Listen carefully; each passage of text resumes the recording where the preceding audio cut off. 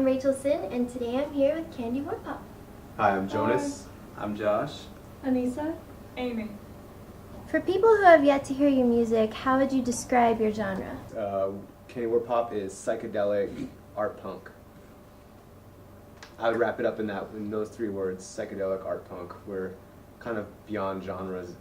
We span a lot of different genres, but we like to encapsulate that all into one sound. That's Candy Warpop. Some people have said that we're fuzz rock, death rock. I've heard experimental, stoner rock.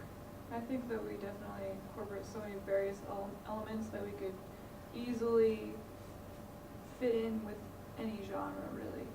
I feel like we have so many different aspects to it that anyone could relate to it or, enjoy certain parts. Cool. What inspires you guys? Inspires in what way? Like sexually? Like your music. Like okay. What inspires your music? I think the music comes from a place that's kind of very personal and at the same time universal, and we get inspired by things like everyday life in Vegas. Sort of the past of Vegas is sort of the nuclear era inspires me anyway. Just the sort of people you meet in Las Vegas, the really random people that, for a day-to-day, like you go out through your life in Las Vegas, you're going to meet a different set of characters than you would in any other city in the country, and that's pretty cool. And I think that for me anyway, when I write music, I just kind of listen to what's going on inside of me and try to play what's going on inside of me, and whether it's something angry or something beautiful or poetic or whatever, like it all comes out in the music. Yeah, I would add that at least for me, the thrill and appreciation and love of sound is also something that's inspiring. Large, massive sounds, quiet sounds, beautiful sounds, dissonant sounds, the thrill of making those sounds on stage in front of an audience and gauging their reactions to those sounds, those are all inspiring things to me. Awesome. You guys did a Kickstarter campaign to raise money for recording a new album. How did you feel about all the positive feedback that you got in response from people and your fans to raise that money? It was excellent. I was blown away, honestly. Not to say that I had low expectations, but I didn't really have any expectations, and I don't think any of us really knew for sure what the outcome was going to be. With the Kickstarter, it's such a gamble because it's all or nothing, really. So it was really, I was just so awestruck and just emotionally just so happy to see like how many people supported us and did so much for us to do it. It's absolutely awesome.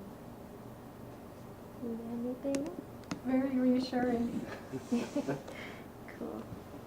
Alright, how did you guys come up with a title for your album, Trans Decadence? Well, we had a number of titles that we were bouncing around, and we had a very large, like about the size of Amy, dry erase board that we wrote all these different ideas down, titles and historical events and just things that we wanted to incorporate somehow into the concept that was this album. And we had it all recorded, we had all the songs and everything, so we knew what it sounded like, we knew what the song order was, but we didn't know what to call it.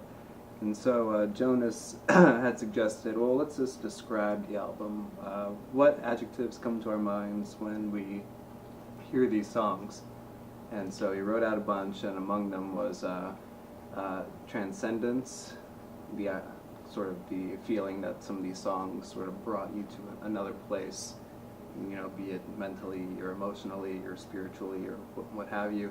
And then we also wrote down decadent, because some of the songs are really kind of dark and kind of seedy and kind of gross, and you don't really want to touch them without like protection.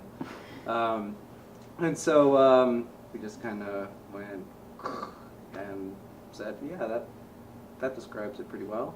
Nice. Yeah. Alright, Have you guys already begun writing for a new album? Anything new? I think we're just in the process of bringing whatever each individual member has been working on to the table and just jamming it and seeing what works, what doesn't, and going off things that someone brings in and then bringing it apart next practice to go with it. So I wouldn't say we're set on an album, but we have like 3 or 4 songs that we've been jamming. So Yeah, a lot of the songs on the album we've been actually playing for either a year or 2.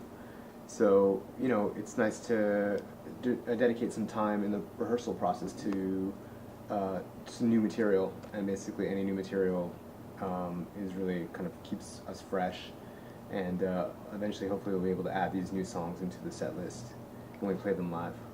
Cool.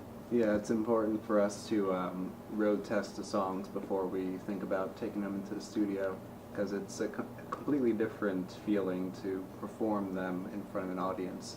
And but by process of playing them live, songs develop and grow, and we learn, okay, this part's not working, or okay, this part's really working, let's keep going in this direction. And they take shape on their own. They kind of take on a new life when you bring them to people's ears.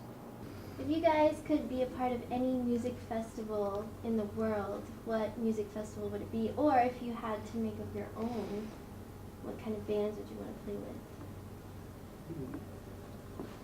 with? I kind of grew up, well, I did, not kind of, I grew up in the Lollapalooza generation, so for me Lollapalooza would be a huge tour, well, actually not a tour anymore, I guess it's one festival. It would be a great festival to be a part of. I remember when Lollapalooza was a touring festival, and there was just an eclectic group of bands that played. It'd be hip-hop, industrial, you know, the Jesus and Mary chain, followed by Ministry, followed by Ice Cube. I mean, it was really like a beautiful thing to see that much eclecticism. I think we're an eclectic band, and we like playing with people who don't sound like us, and we like, you know, we're really open-minded musically, I think all of us, and so we're really, I don't know, I think any music festival that's just really open-minded and has an eclectic lineup, I think would be great for us. Cool. For anyone who has never been to a Candy Warpop show, how would you describe it to somebody?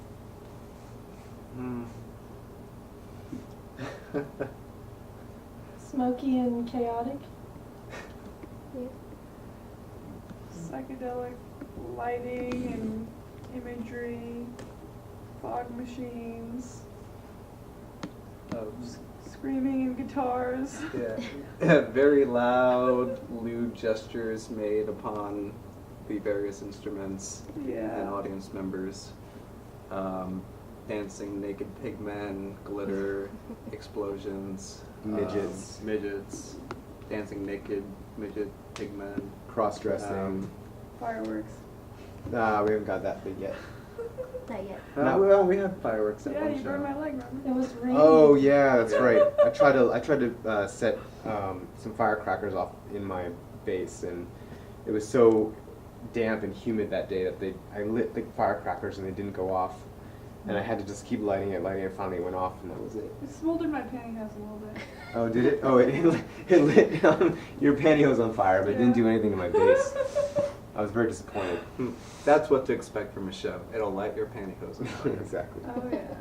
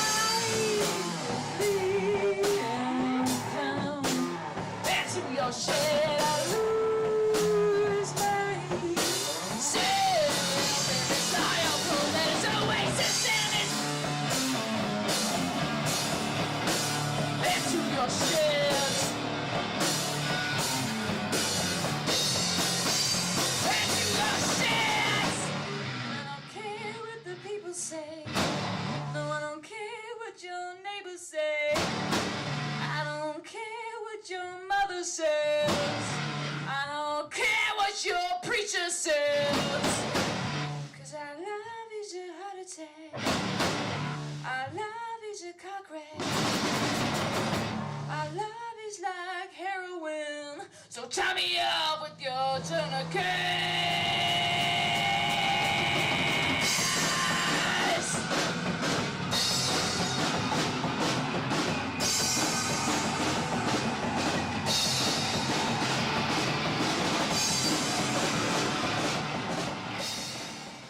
You can find out more about us at www.candywarpop.com. There you can find our new album, Trans Decadence, which is out now, independently released, free from big business and record contracts and all that good stuff.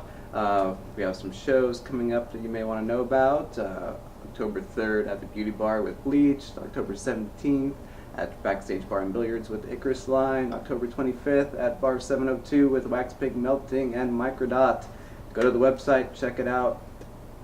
Yeah. Yeah.